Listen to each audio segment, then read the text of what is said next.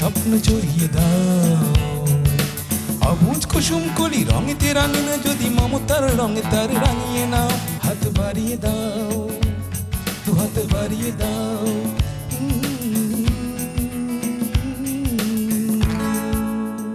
সুপ্রিয় দর্শক, আমন্ত্রণ জানাচ্ছি অটিজম এবং অন্যান্য প্রতিবন্ধিতা নিয়ে RTV নিয়মিত আয়োজন বার্জার পেইন্টস হাত বাড়িয়ে দিলাম অনুষ্ঠানে। আর আপনাদের সাথে আছে আমি সৈয়দা মুনিরা ইসলাম। দর্শক, বিশেষ চাহিদা সম্পন্ন শিশুদের লালন পালন মোটেই সহজ কোনো বিষয় নয়। এই শিশুদের লালন পালন করতে পরিবার, বিশেষ করে মাকে যে কত সংগ্রাম করতে হয়, যার অধিকাংশই অজানাই রয়ে যায়। দর্শক, একজন বিশেষ চাহিদা সম্পন্ন শিশুকে লালন পালন করতে যেয়ে একজন মাকে পরিবারের সাথে, সমাজের সাথে কতটা কম্প্রোমাইজ করতে হয়, কতটা ত্যাগ স্বীকার করতে হয়, কতটা সংগ্রাম করতে হয়, সেটাই আজকে তুলে ধরবো আমাদের আজকের আয়োজনে। দর্শক, চলুন প্রথমেই আপনাদেরকে পরিচয় করিয়ে দিই আমার আজকের অতিথিদের সাথে।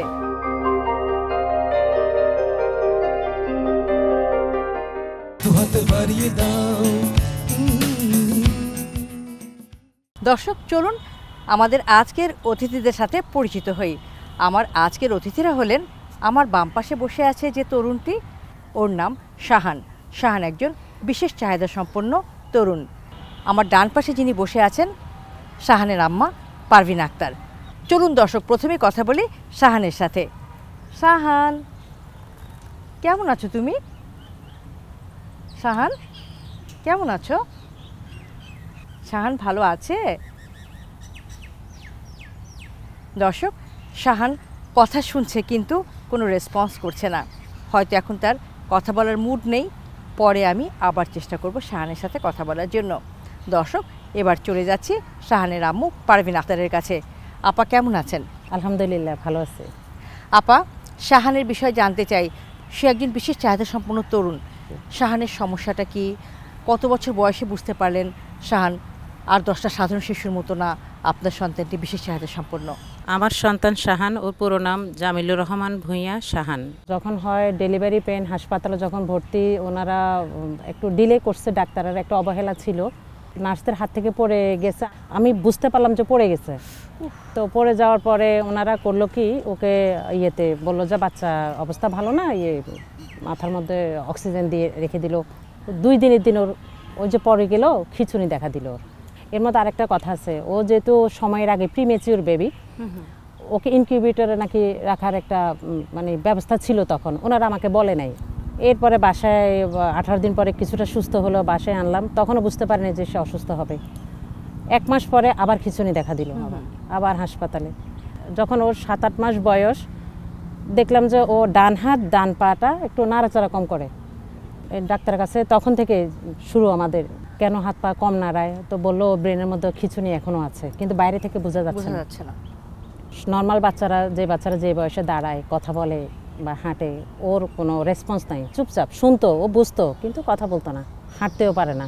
3 বছর পার যখন হয়ে গেছে, ও হাঁটতে পারে না, দাঁড়াইতে পারে না। সবাই পরামর্শ দিল যে ফিজিওথেরাপিটা করেন, তাহলে হয়তো হাঁটতে পারবে। পরে আমি ফিজিওথেরাপি শুরু করলাম। আল্লাহর রহমতে আপনার 5-6 মাসের মাথায় মোটামুটি একটা ইমপ্রুভ, অল্প কয়েকদিনে ও দাঁড়াইতে পারছে, আল্লাহর রহমতে হাঁটা শুরু করছে। আচ্ছা, আমি ওকে নর্মাল স্কুলে ভর্তি করেছি। করার পরে টিচারেরা যে পরীক্ষা হইলো, মোটামুটি যেটা শুনতো মনে রাখতে পারতো, 50-এ 85 পাইছিল সে পরীক্ষায়। এরপর আস্তে আস্তে আবার খিঁচুনি দেখা দিছে।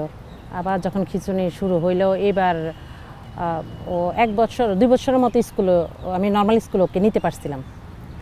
এরপরে দেখি ও খিঁচুনির জন্য ও সারাক্ষণ মানে অসুস্থ থাকে, ওকে আর আমার স্কুলে নেওয়া সম্ভব হচ্ছে না। চিটং ছিলাম, আমি আবার জব করতাম, আমার মার কাছে থাকতো। আচ্ছা, এর মধ্যে আবার ওরা ঢাকা ট্রান্সফার হয়ে গেল। তো আমি 12 বছর জব করেছি, ছেড়ে এবার ওকে নিয়ে আমি আবার ঢাকায় ব্যাক করি।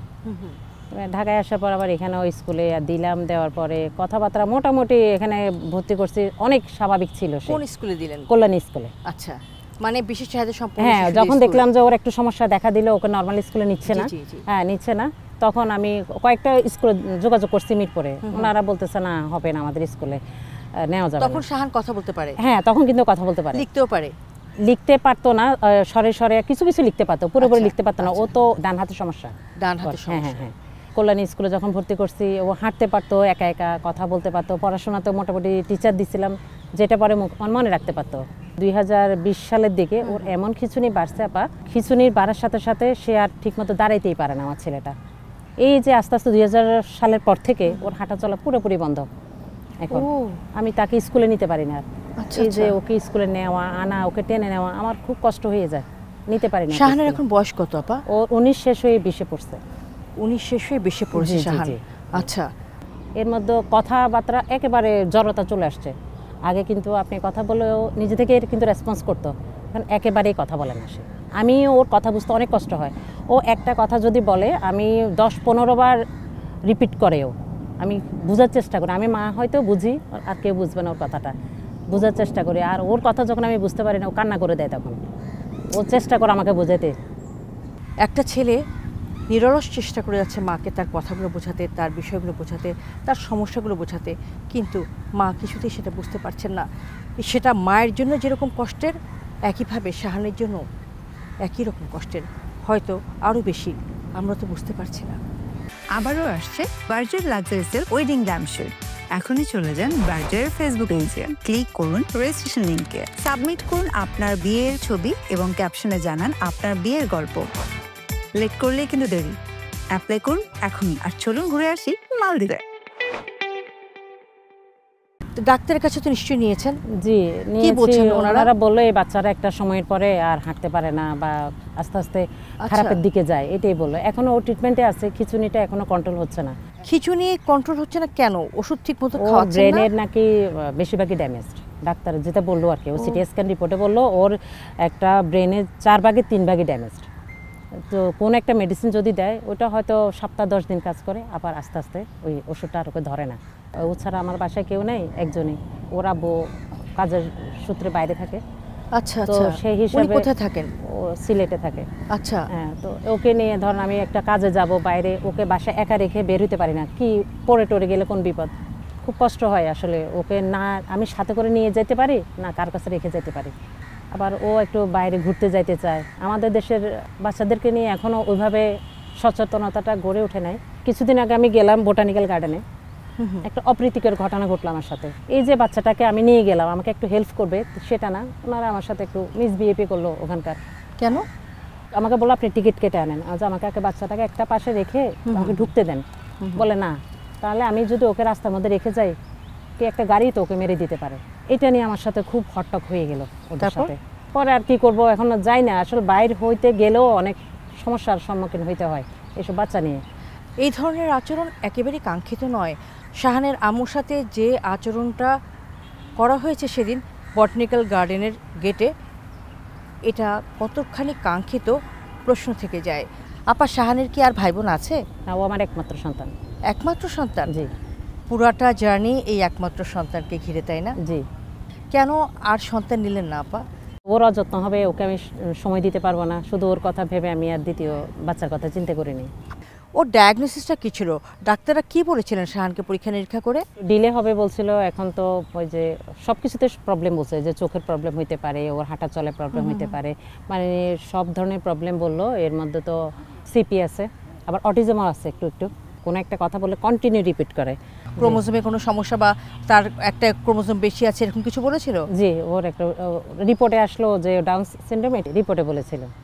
তাহলে তো শাহান একাধারে সেরেব্রাল পলসি বৈশিষ্ট্য সম্পন্ন একজন মানুষ, তার সাথে তার অটিজমও আছে, ডাউন সিনড্রোমও আছে। শাহানের মধ্যে এই যে এত এত সীমাবদ্ধতা, কি চ্যালেঞ্জ মোকাবেলা করতে হয়েছে, এখনও হচ্ছে, সেই বিষয়গুলো নিয়ে শুনবো। তবে তার আগে নিয়ে আসবো ছোট্ট একটি বিরতি। দর্শক, অটিজম এবং অন্যান্য প্রতিবন্ধিতা নিয়ে RTV নিয়মিত আয়োজন বার্জার পেন্টস হাত বাড়িয়ে দিলাম অনুষ্ঠানের এই মুহূর্তে নিয়ে নিচ্ছি ছোট্ট একটি বিরতি। ফিরছি কিছুক্ষণের মধ্যেই, আমাদের সঙ্গেই থাকুন।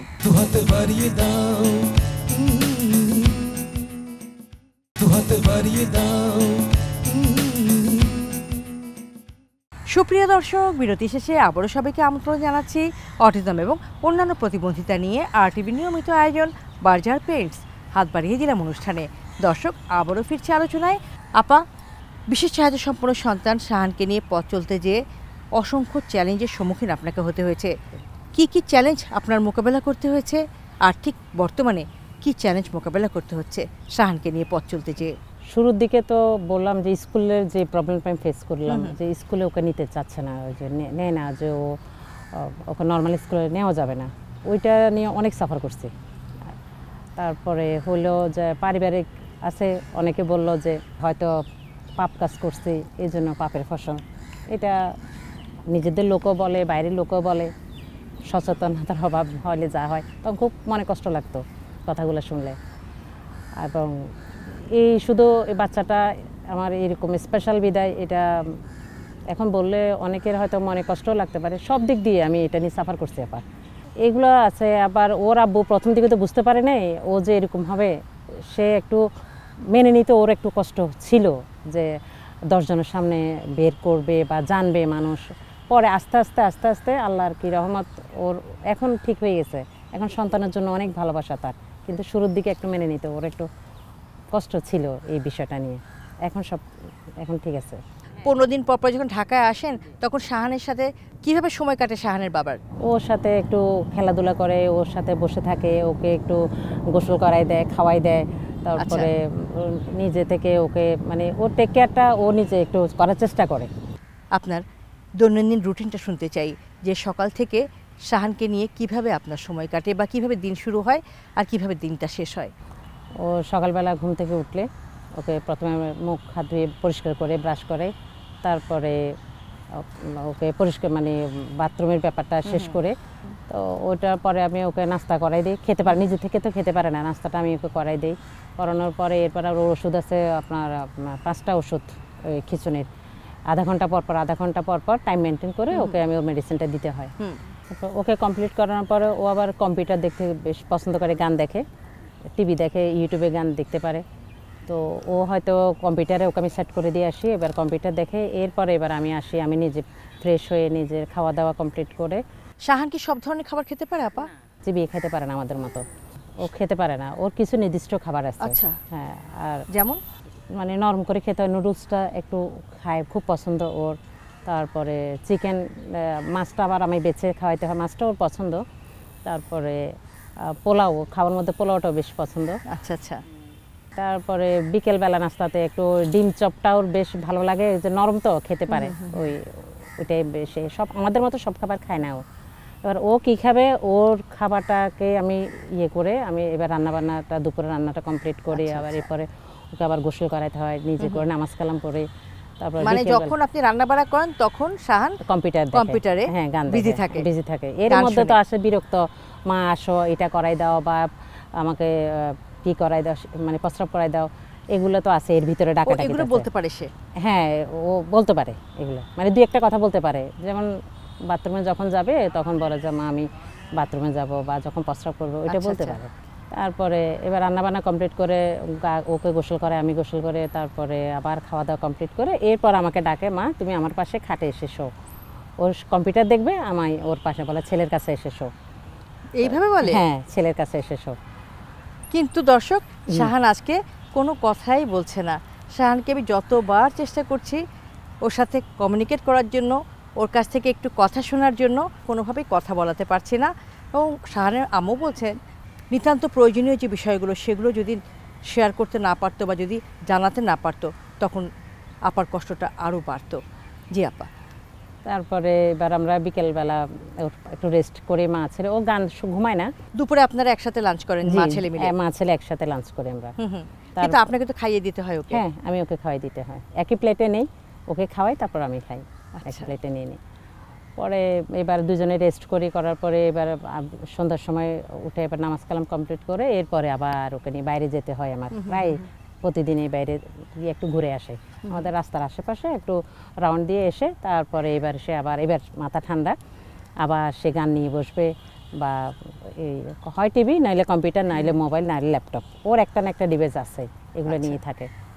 তারপর এবার করতে করতে এবার আমি বা রাতের কি খাবে, রাতের খাবারটা আবার সন্ধ্যা তো বাইরে যখন যাই বেশিরভাগই বাইরে খাওয়াই এসে, বা অনেক সময় ঘরেও কমপ্লিট করে। বাইরের খাবার কোনটা পছন্দ তার বেশি? ও বেশি ছোলা বুটটা খেতে পারে, চটপটি পছন্দ করে। তারপরে তুমি চটপটি পছন্দ করো খেতে? তারপরে এই যে ডিম চপ, স্যুপ, নুডলস, এই বাইরের খাবার এগুলো বেশ পছন্দ করে। আবার চিকেন ফ্রাই চিবাইতে পারে না, তো খাইতে পারে না, সেজন্য খেতে পারে না। হ্যাঁ, খেতে পারে না। তারপরে তো এরপর রাতের খাবারটা কমপ্লিট করে এবার ও হয়তো একটু টিভি দেখে, এবার আমি আমার বাকি রাতের বেলা যা যা করার ঘরের সংসারের যেসব রান্নাবান্না জাল দিয়ে মানে যা যা করার সংসারে সব কমপ্লিট করে এরপর দুইজন আবার একসাথে শুতে যায় রাতের বেলা। শাহানের ঘুমটা ভালো হয় আপা? না পা, ও তো অনেক খিচুনির ওষুধের মধ্যে তো ঘুমের ওষুধও আছে, অনেক ওর কড়া ঘুমের ওষুধ চলে 2টা, তারপরে ওর ঘুম হয় না। এখন তো নতুন করে রাতে ঘুমের মধ্যে খিচুনি হয়, গভীর একটা ঘুম তার মধ্যে খিচুনি, কোনো কোনো রাত্রে 5 বার 6 বার 7 বার 10 বার এরকমও হয় কোনো কোনো রাতে, আবার কোনো কোনো কম হয় যেদিন সেদিন 2 বার 3 বার, যেদিন কম হয় প্রতিদিনই আছে এটা। এবার ওর জন্য আমি আজকে কতটা বছর আমার ঘুম হয় না, আমি একটানে ঘুমাইতে পারি না। ওর যখন খিচুনিটা হয় আপা আমাকে উঠে যেতে হয়, আমি ঘুমাইতে পারি না, আর একবার ঘুম ভাঙলে আমার আর ঘুম হয় না। তো এভাবেই করে কাটাচ্ছি, জার্নিটা এভাবে যাচ্ছে। শাহানের যখন খিচুনির অ্যাটাক হয় তখন কি করেন? যখন বেশি হয় বন্ধ না হয় তখন ওর একটা সাবস্টিটিউট আছে, ওইটা দিই, একটু ঘুমের ওষুধ ডোজটা আমি তখন বাড়াই দিই, মাথায় পানি দিই, মাথায় একটু বরফের সেক দিই, তখন হয়তো ঘন্টাখানেক বা 2 ঘন্টা পরে কমে আসে। আর যেটা কয়েক সেকেন্ড থাকে, হয়তো 30 সেকেন্ড 10 সেকেন্ড 15 সেকেন্ড, ওইটা আবার নিজে থেকে ঘুমের মধ্যে হয়, বন্ধ হয়ে যায়, আবার হয়তো ঘন্টাখানিক পরে আবার হয়। তো ওইটা তো আমার আর কিছু করার থাকে না। ভয় লাগে না তখন? হ্যাঁ ভয় লাগে আপা, মাঝে মাঝে তো বসে থাকে, যখন অনেক বেশি হয় 1-2 ঘন্টায় বন্ধ হয় না, তখন খুব টেনশনে পড়ে যায় কী করবো ওরে নিয়ে। তখন আমি ওর যে ওষুধগুলো ডাক্তারের মেডিসিনগুলো আছে ওগুলো চেষ্টা করি ওকে দেওয়ার জন্য আর কি। আপনার শরীরটা কেমন আছে? শরীরের দিকে তো ওইভাবে আর নিজের যত্নটা ওইভাবে আর খেয়াল করতে পারি না, বা সব সময় আমার তো ওকে নিয়ে থাকতে হয়। দর্শক চলুন চলে যাই শাহানদের বাসায়। এতক্ষণ শাহানের আম্মু শাহানকে নিয়ে তার সারাদিনের কার্যক্রমের যে বর্ণনা দিলেন সেটা স্বচক্ষে দেখে আসি। তবে তার আগে নিয়ে নিচ্ছি ছোট্ট একটি বিরতি। দর্শক, অটিজম এবং অন্যান্য প্রতিবন্ধিতা নিয়ে RTV নিয়মিত আয়োজন বার্জার পেন্টস হাত বাড়িয়ে দিলাম অনুষ্ঠানের এই পর্যায়ে নিয়ে নিচ্ছি আবারও একটি ছোট্ট বিরতি। ফিরছি কিছুক্ষণের মধ্যেই, আমাদের সঙ্গেই থাকুন। দুহাত বাড়িয়ে দাও, দুহাত বাড়িয়ে দাও। দর্শক, বিরতি শেষে আবারও সবাইকে আমন্ত্রণ জানাচ্ছি অটিজম এবং অন্যান্য প্রতিবন্ধিতা নিয়ে RTV নিয়মিত আয়োজন বার্জার পেন্টস হাত বাড়িয়ে দিলাম অনুষ্ঠানে। দর্শক, আমরা এখন চলে যাব শাহানদের বাসায়, দেখি শাহান এবং শাহানের আম্মু সারাদিন কিভাবে কাটায়। দুহাত বাড়িয়ে দাও।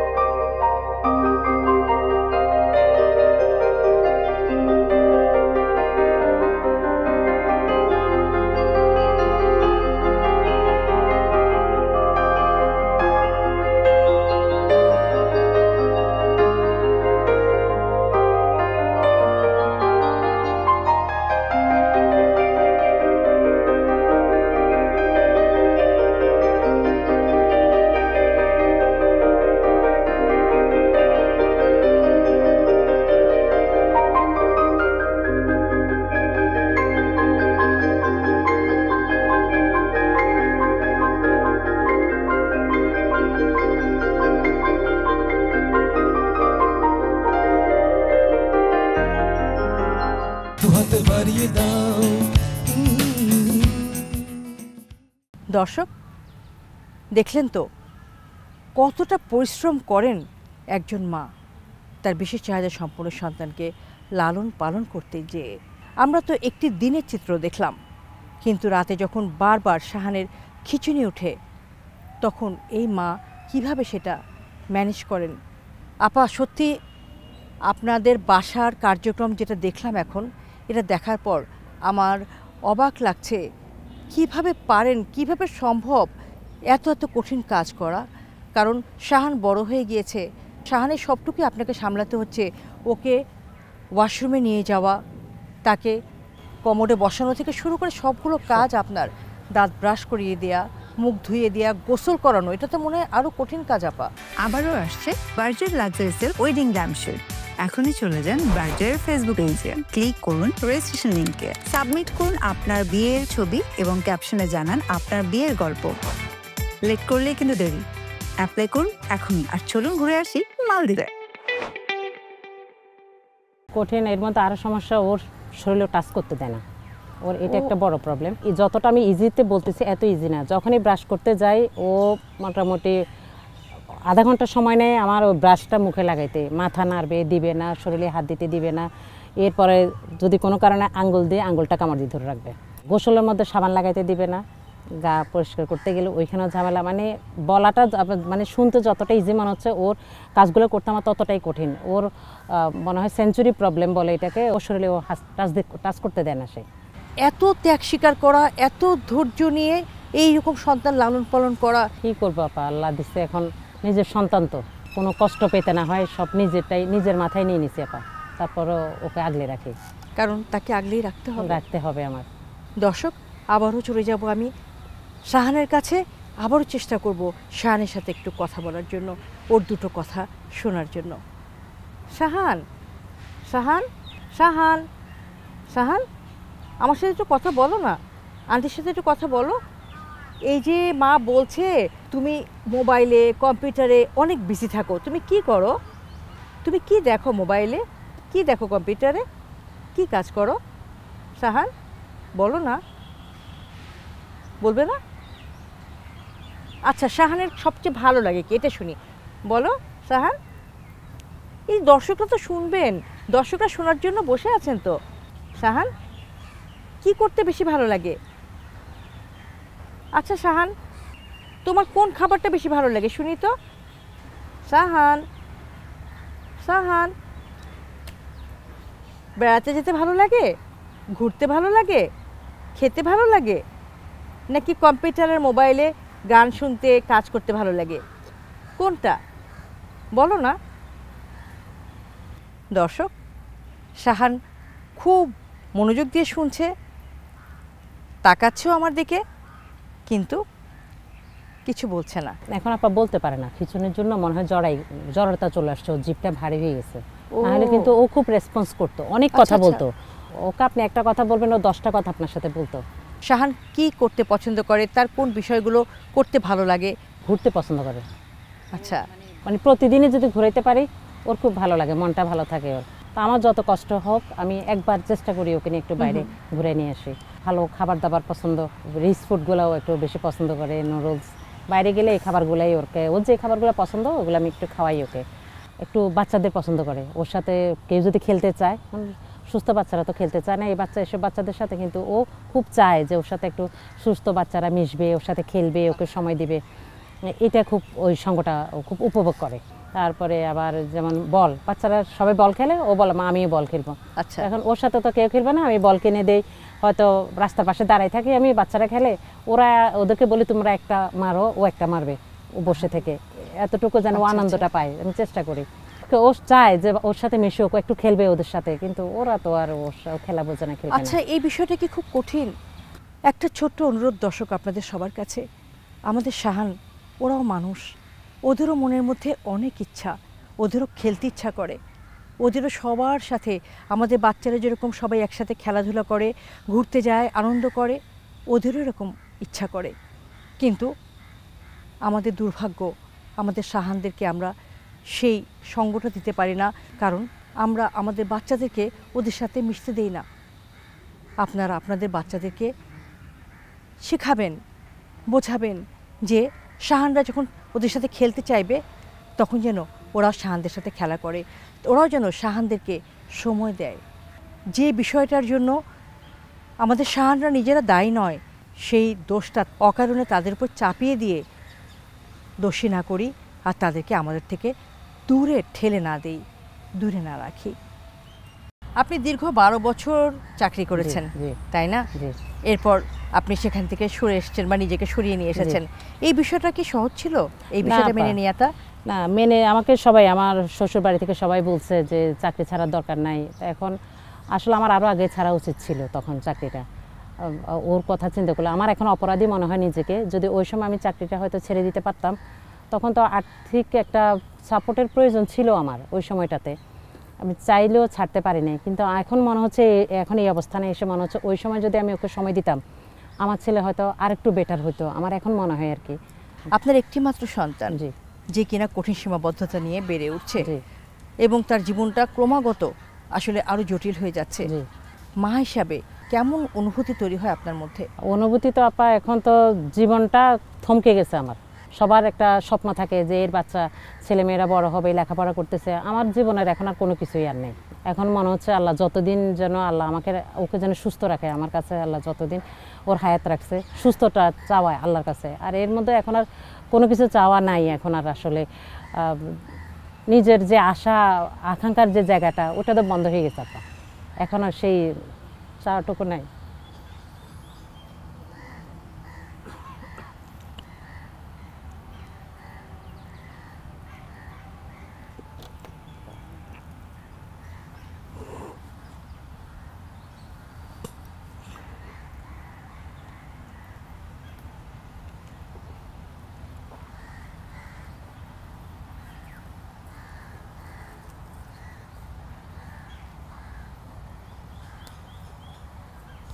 শাহানদের মতো সন্তানদেরকে নিয়ে এই পথ চলাটা সহজ না। প্রতিনিয়ত অসংখ্য সংগ্রাম, অসংখ্য চ্যালেঞ্জ মোকাবেলা করে চলতে হয়।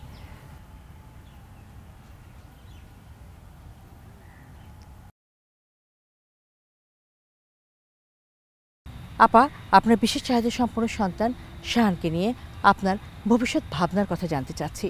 আমরা দুজনের কেউ একজনের যদি না থাকি, আল্লাহ মাফ করুক দুনিয়াতে, তখন ওকে কে দেখবে, ওর দায়িত্ব কে নেবে, ওকে কে খাওয়াই দেবে, ওকে আমার মতো করে কে দেখাশোনা করবে, এটা যখনই ভাবি আতঙ্কিত হয়ে পড়ি। এখন আল্লাহর কাছে একটাই চাওয়া, ভবিষ্যতে যেন আমাদের অবর্তমানে ওর জন্য কোনো অযত্ন অবহেলা না হয়, এরকম ওর কোনো দায়িত্ব যদি কোথাও কেউ নিশ্চিত করা যেত তাহলে হয়তো একটু শান্তি পেতাম। আপা, আপনার এই দীর্ঘ অভিজ্ঞতার আলোকে আমাদের বিশেষ চাহিদা সম্পন্ন সন্তানদের যে মায়েরা আছে, পরিবারগুলো আছে, তাদের উদ্দেশ্যে একটা মেসেজ দেবেন। মাদের উদ্দেশ্যে একটাই বলার আপা, যেহেতু আল্লাহ আমাদেরকে এই সন্তানগুলো দিছে, আল্লাহ খুশি হয়ে দিছে, তো এখন আমরা এদেরকে যত সর্বোচ্চ যত্ন আত্মি করে চেষ্টা দিয়ে এদেরকে আমরা যতটুকু লালন পালন করব, মন খারাপের কোনো কিছু নেই। এটাকে আল্লাহর একটা আশীর্বাদ হিসেবে আমরা একে গ্রহণ করব, মনটাকে আমরা শক্ত করব। সুস্থ বাচ্চাদেরকে আমরা যেভাবে দেখি সমান চোখেই আমরা এই বাচ্চাদেরকে দেখব। অসুস্থ বাচ্চা, প্রতিবন্ধী বলে অবহেলা করার কোনো সুযোগ নাই, এটা আমরা করব না কেউ। এবারে সমাজের কাছে কি বলতে চান? সমাজের কাছে আপা একটাই আমাদের এখন চাওয়া, যে আমরা যখন এই বিশেষ বাচ্চাদেরকে নিয়ে আমরা পথে ঘাটে যেখানে ট্রাভেল করতে হয়, সবাই যদি একটু সহযোগিতা হাতটা একটু বাড়াই দেয় তাহলে সবচাইতে আমরা একটু উপকৃত হই। তো এটা সবার ভিতরে ওই কতটুকু মানবিকতা আমরা আশা করি সবার কাছ থেকে। রাষ্ট্রের কাছে কি মেসেজ দিতে চান? রাষ্ট্রে যারা গুরুত্বপূর্ণ পদে আছে ওনারা আসলে আমাদের এই সন্তানদেরকে নিয়ে একটু ভাববে, সুরক্ষিত একটা জীবন, এটার ব্যাপারে ওনারা কোনো একটা উদ্যোগ নিলে আমরা বেশি উপকৃত হব। জি, অনেক ধন্যবাদ আপনাকে। পারভিন আক্তার আপা আসলে প্রমাণ করেছেন মায়েদের পক্ষেই সকল অসম্ভবকে সম্ভব করা সম্ভব। স্যালুট জানাই শাহানের এই অসাধারণ সাহসী মাকে। দর্শক, এবার বিদায় নেবার পালা। তবে বিদায় নেবার আগে একটি ছোট্ট অনুরোধ রেখে যেতে চাই। আসুন, আমাদের পারভিন আপার মতো যে মায়েরা তাদের এই বিশেষ চাহিদা সম্পন্ন সন্তানদেরকে নিয়ে আমাদের অলক্ষ্যেই নীরবে নিভৃতে এই যে সংগ্রাম করে যাচ্ছেন, যে সংগ্রামের কোনো স্বীকৃতি আমরা হয়তো এখনও দিতে পারিনি।